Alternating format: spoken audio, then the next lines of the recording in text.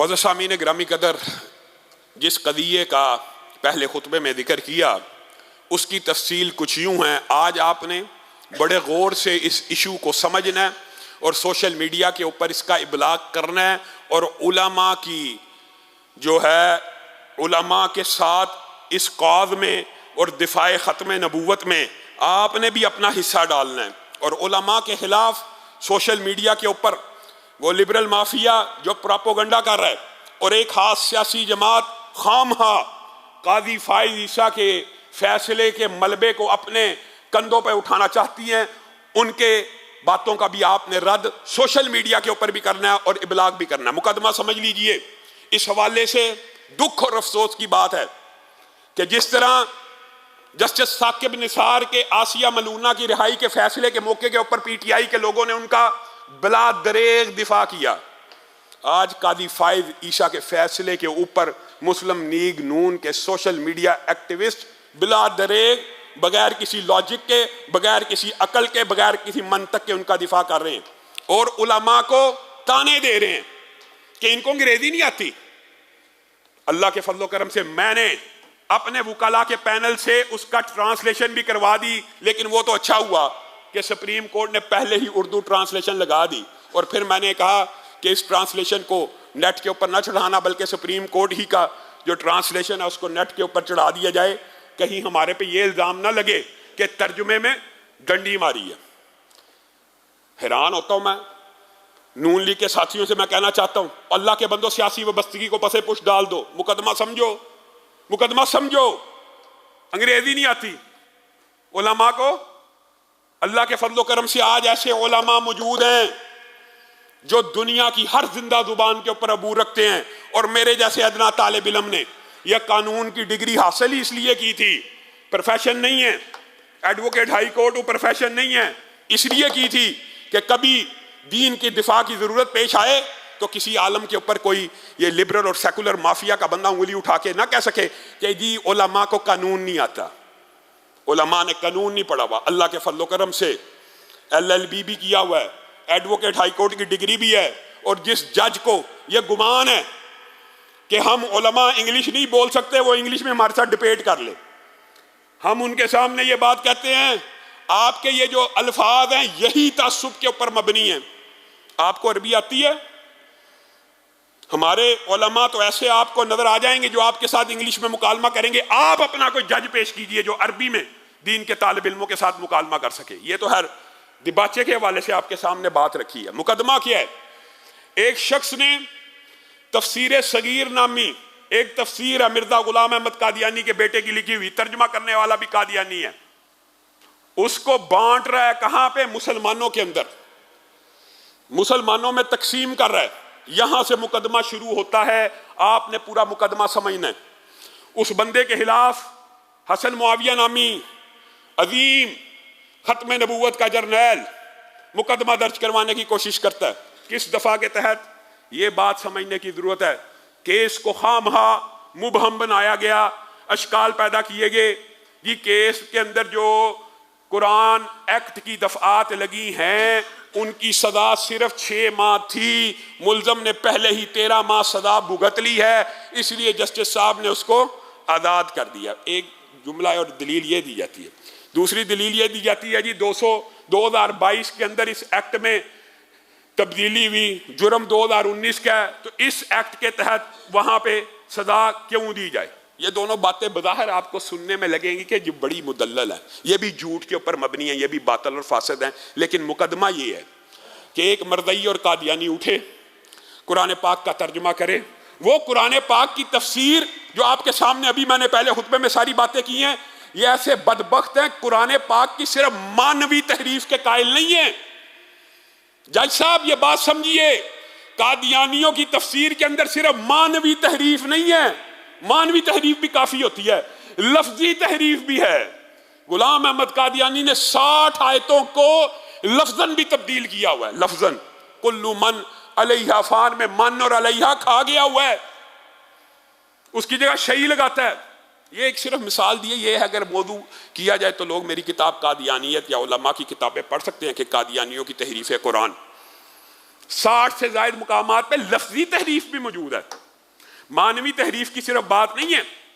अब वो लफ्जी और मानवी तहरीफ का कुरान पाक कहाँ बांट रहा है? मुसलमानों में।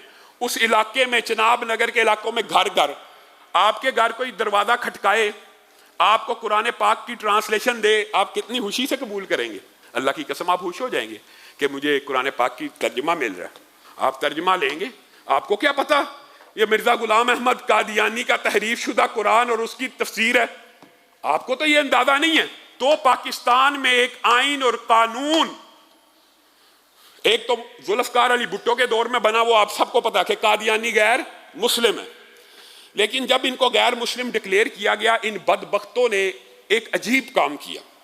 ये अपने खुलाफा को खलीफतुल मुस्लिमीन कहने लगे, और पहले खलीफा को हजरत अबू बकर कहने लगे, दूसरे को उमर कहने लगे। जो मिर्जा गुलाम अहमद कादियानी की बीवियां थी उनको उम्महातुल मोमिनीन कहने लगे, जो गुलाम अहमद कादियानी के साथी थे उनको सहाबा कहने लगे। उलमा को बड़ी तशवीश हुई कि हमने इनको काफर तो डिक्लेयर करवा दिया है और आइन में तरमीम तो हो गई है, लेकिन ये तो इस्लामी शायर को, इस्लामी टर्मिनोलॉजीज को अपनी गुफ्तगू में और किताबों में लिख रहे हैं। उलमा ने फिर तहरीक चलाई और 1984 में ज़ियाउल हक के दौर में सदारती ऑर्डिनेंस के तहत 298C को इस मुल्क का कानून बना दिया गया। ये उलमा की कुर्बानियां और मेहनतें हैं। अल्लाह ताला उन तमाम उलमा की कब्रों को रोशन फरमाए और उनको करवट करवट जन्नतुल फिरदौस में जगह नसीब फरमाए। अब 298C पाकिस्तान के आइन का हिस्सा बन गया 1984 में।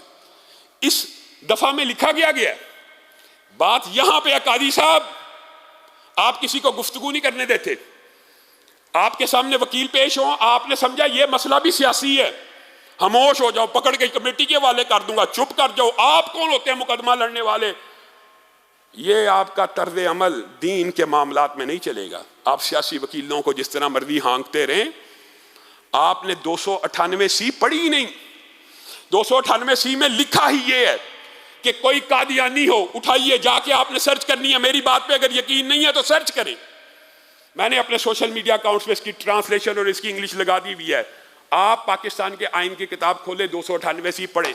लिखा ये है, कोई कादियानी हो, अहमदी हो, लोरी ग्रुप का, जो भी हत्म नबूवत का मुनकर कादियानी है, वो अपने आप को मुस्लिम कहकर, वो अपने आप को मुसलमान जाहिर करके इस्लामी टर्मिनोलॉजीज और इस्लामी इस्तिलाहात को इस्तेमाल करके अपने दीन की तबलीग नहीं कर सकता। और अगर वो अपने आप को मुसलमान जाहिर करके धोखा देते हुए मुसलमानों को ये काम करते हुए पकड़ा गया, उसकी सजा 3 साल होगी।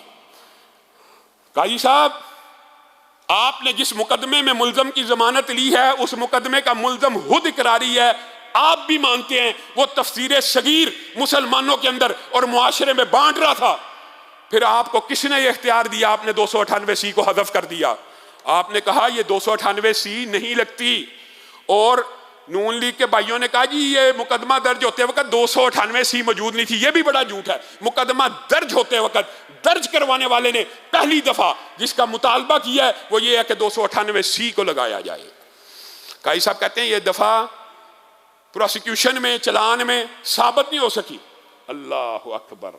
ये देखें, ये साबित करने की जरूरत होती है। कादियानी कुरान की तफसीर और तर्जमा बांट रहा हो, इसको अलग से साबित करना पड़ेगा 298C लगती है कि नहीं। 298C तो कहती ही है कि कोई कादियानी अगर मुसलमान बन के तबलीग कर रहा हो तो उसको इजाजत नहीं दी जाएगी। और काई साहब, आपने इस दफा को उड़ाने के बाद इन्ना लिल्लाहि व इन्ना इलैहि राजिऊन जो आयत कोट की है वो भी बड़ी अफसोसनाक है। 1400 साल से मुसलमानों के किसी इमाम ने, किसी आलम ने, किसी फकीह ने इस आयत को इस अंदाज में नहीं पढ़ा जो आपने कह दिया ला इकराहा फिद्दीन। कहते हैं जी दीन में जबर नहीं है। वो अगर बांट रहा था या जो भी कर रहा था, ये कादियानी का मुकदमा है।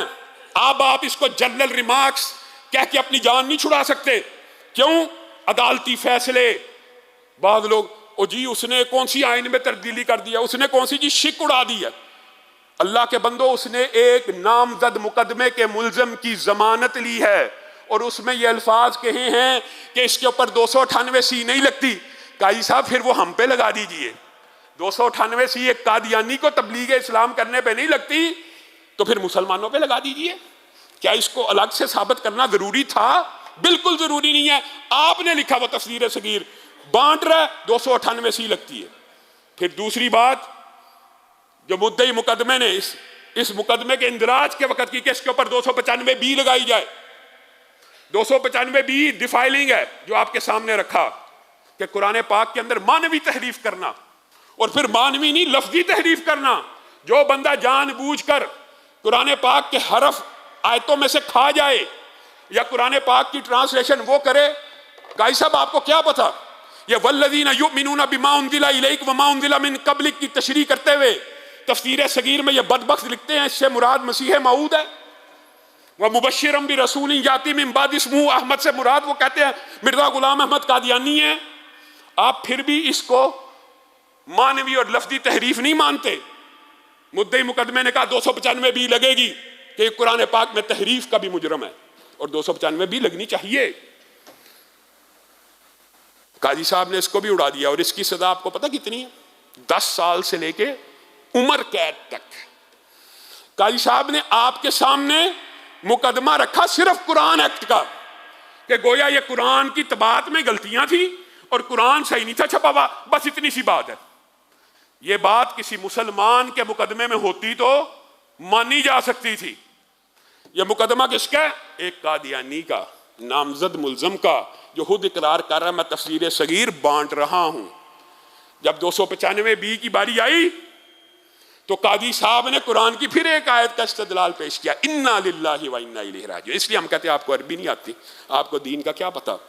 कादी साहब कहते हैं 295 बी मफहूम ये है, 2 आयतें लेके आए हैं, ला इक्राहा फिद्दीन 298 सी को उड़ाने के लिए, और दूसरी आयत इन्ना नहनु नज़्ज़लना ज़िक्र व इन्ना लहू लहाफ़िज़ून।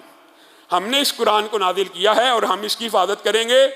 अब अल्लाह ने नाजिल किया, अल्लाह ने हिफाजत करनी है, आप कैसे कह सकते हैं जी तहरीफ हो रही है या तब्दीली हो रही है? इन्ना लिल्लाहि व इन्ना इलैहि राजिऊन। आप लोगों को क्या चाहते हैं? खुली इजाजत दे दी जाए कि अल्लाह ने हिफाजत करनी है, जो मर्जी बंदा जो मर्जी लिखता चला जाए, हिफाजत अल्लाह ने हिफाजत करनी है, लेकिन किन के जरिए? ईमान वालों के जरिए, मुसलमानों के जरिए, मोमिनों के जरिए, और क़यामत तो कायम हो सकती है इस कुरान में तहरीफ को बर्दाश्त। ये है वो इन्ना नहनु नज़्ज़लना ज़िक्र बल हुआ आयातुम बय्यिनातुन फी सुदूरिल लज़ीना ऊतुल इल्म। पूरी दुनिया से ये नुस्खे उठा भी लिए जाएं तो ये जिंदा धड़कते हुए दिलों में ऐसी महफूज होगी कि दोबारा लिख ली जाएगी, एक हरफ भी तब्दील नहीं होगा। ये मानी काई साहब, ये मतलब नहीं है कि अल्लाह ने हिफाजत की कसम उठाई है तो कादियानियों को तहरीफ की इजाजत दे दी जाए। आपने ये मफहूम लिया, फिर आपने आर्टिकल 20 का हवाला दिया। जुल्म की इंतहा है, जुल्म की इंतहा है। मुकदमा किसका चल रहा है? कादियानी का। जमानत किसकी हो रही है? केस किसका? एक कादियानी का। और वहां पे आर्टिकल 20 के हवाले देके कहा जा रहे हैं हर मसलक, हर गिरोह, हर फिरके को उनके मजहब को फैलाने की, उनके मुताबिक इबलाग करने की, इबादत गाहों की इजाजत है। काई साहब, आप डिफाइंड मैटर्स और डिसाइडेड मैटर्स के अंदर एक नया दरवाजा खोलना चाहते हैं। पाकिस्तान के आईन में लिखा है हर अकलियत को, हर गैर मुस्लिम को, ईसाई हो, यहूदी हो, कोई भी मजहब का हो, उसको उसके मजहब और दीन के मुताबिक जिंदगी गुजारने का हक हासिल है, मानते हैं। लेकिन यह मुकदमा एक कादियानी का है, और कादियानियों के बारे में इस आर्टिकल में एक इस्तिस्ना लिखा गया है। और ये फिका के और कानून के तालिब इल्म जानते हैं, अमूम को खसूस पे फोकियत नहीं होती। एक अमूमी कानून है, उसके बाद एक खसूसी कानून है। 298 इम्तनाए कादियानियत कानून है, इसी आइन का हिस्सा है कि कादियानी को मुसलमान बन के इजाजत नहीं है। आपने उसको पसे पुश डालकर यह कह दिया कि सबको इजाजत है।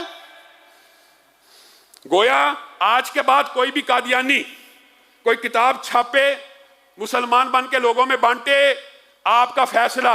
ये जो बात नून लीग वाले और बात कम अकल कर रहे हैं ना, ये जी शिक तो नहीं ना बदली, सिर्फ मुकदमे में से दिफात उड़ाई है। ये जो मुकदमे में से दिफात उड़ाई हैं, सुप्रीम कोर्ट के फैसले बजाते खुद कानून बन जाते हैं। ये अदालती नज़ायर होती हैं, ये साइटेशन होती हैं। कल को हर मुकदमे में ये फैसला पढ़ा जा सकता है कि कादियानी के ऊपर 298 सी नहीं लगती। अगर कादियानियों पे नहीं लगती तो मुसलमानों पे लगा दी जाए, या तो इस कानून को खत्म कर दें। अगर आपको इस कानून से इतनी चिढ़ है, और बात आई है ज़िमनी तौर पे तो अपने दुख का इजहार करना चाहता हूं। काजी साहब, आपके बारे में उलमाए दीन के ख्यालात बड़े उम्दा थे कि आप अल्लाह रसूल की बात करते हैं, लेकिन गुज़िश्ता एक बरस में जिस किस्म के आपके मुकदमों में रिमार्क्स हैं, हमने पहले इस बात को सरफे नजर किया और आज हम पछता रहे हैं कि हमने उस वक्त आपकी गिरफ्त क्यों नहीं की। आपके पास एक हाफिज आया, हाफिज कुरान, आपने उसको कहा आपने हाफिज क्यों लगाया हुआ है? आप लोगों को दिखाने के लिए हफज करते हैं, हाफिज ना लगाया जाए। काई साहब, आपने कभी किसी वकील को तो नहीं कहा एडवोकेट क्यों लगाया हुआ है? किसी जज को तो नहीं कहा जस्टिस क्यों लगाया हुआ है? एक कुरान पढ़ाने वाला कारी है, वो अपने साथ कारी ना लगाए। एक डॉक्टर है, वो पीएचडी की हुआ डॉक्टर ना लगाए। एक टीचर है, उसके बाद डिग्री है, वो प्रोफेसर ना लगाए। हिफ्ज़ कुरान से बड़ी शहादत क्या है? वो अगर अपने साथ हाफिज लगाता है, आपको क्या तकलीफ है? आपके ये रिमार्क्स भी दुरुस्त नहीं। फिर आपके सामने एक बेंच बनाने की सिफारिश की गई। आपने कहा मुझे समझ नहीं आती कि हिफ्ज़ कुरान के 20 नंबर क्यों रखे गए। गोया आपके ये रिमार्क्स आज अगर सारी बातों को टैली किया जाए, हम फिर भी आपको गुंजाइश देते और आपसे अपील भी करते और आपको एक बात समझाने की कोशिश करते कि हम कादियानियत के मसले पे हसास क्यों हैं, ये बात ही समझ लीजिए। काई साहब, यहां पे मैं खड़े होकर कहूं कि मैं सुप्रीम कोर्ट का जज मैं हूं, आप नहीं है, आप मेरी बात मान लेंगे कि इसको आजादी हासिल है, ये जो मर्जी करे? मैं कहूं जी चीफ ऑफ आर्मी स्टाफ मैं हूं, कल से मानी जाएगी? मैं सदर पाकिस्तान हूं, मैं वजीर आजम हूं, मैं एमएनए हूं, मैं एमपी हूं। दुनिया के टगे टगे के ये छोटे छोटे ओहदे अगर कोई बंदा क्लेम करे, उसको कहा जाएगा ये जालसाजी कर रहा है, धोखा दे रहा है। एक पुलिस कांस्टेबल की वर्दी पहन के कोई फिर रहा हो ना जैली, उसको पकड़ के अंदर दे दिया जाता है। और नबूवत और रिसालत आपके लिए इतना ही छोटा मनसब रह गया कि कोई शख्स ये कहे मैं नबी हूं और मैं रसूल हूं, और जी मैं मुसलमान हूं फिर भी मुसलमान हूं। रसूलुल्लाह के बाद कोई नबी हो सकता है, फिर भी मैं मुसलमान हूं। क़यामत तो आ सकती है, ऐसे बंदे को मुसलमान तस्लीम नहीं किया जा सकता, चाहे आप आर्टिकल 20 कहें 30 कहें, दुनिया के सारे आर्टिकल जमा हो जाएं। अगर एक बंदा ये कहेगा कि रसूलुल्लाह के बाद भी कोई नबी है, तो क़यामत तो आ सकती है रसूलुल्लाह के बाद नबी, और क़यामत तो आ सकती है उसको मुसलमान तस्लीम। हाँ, सुने हमारा मुकदमा। अगर आप चाहते हैं कि इनको ये सारी आजादियां हासिल हों, तो पहले इनसे मनवाइए कि ये अक़लियत है, ये गैर मुस्लिम है। आप चाहते ये हैं कैसे धोखे? अच्छा, लिबरल और सेकुलर लोग भी भांत भांत। जी लामा साहब, आपको क्या मसला है जब एक बंदा खुद को मुसलमान कह रहा है?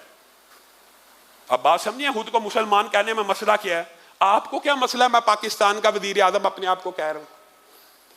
आपको क्या मसला मैं भी एक अलग सुप्रीम कोर्ट लगाना चाहता हूं? आपको क्या मसला मैं भी अपने कत्ल के फैसले अपने घर के अंदर करना चाहता हूं? आपको क्या मसला? क्या यह मामला इस तरह डील किया जाएगा? क्या कोको कोला की आम दुनियावी कंपनी, सेकुलर और लिबरल लोग इस बात को नोट करें, कोको कोला की कंपनी खुले, उसके सामने एक बंदा के मैंने भी कोको कोला की कंपनी खोल लिया, खुलने दी जाएगी? आप कहेंगे इसको आजादी है, इसको भी आजादी इजहार है, इसका भी फ्रीडम है। कहेंगे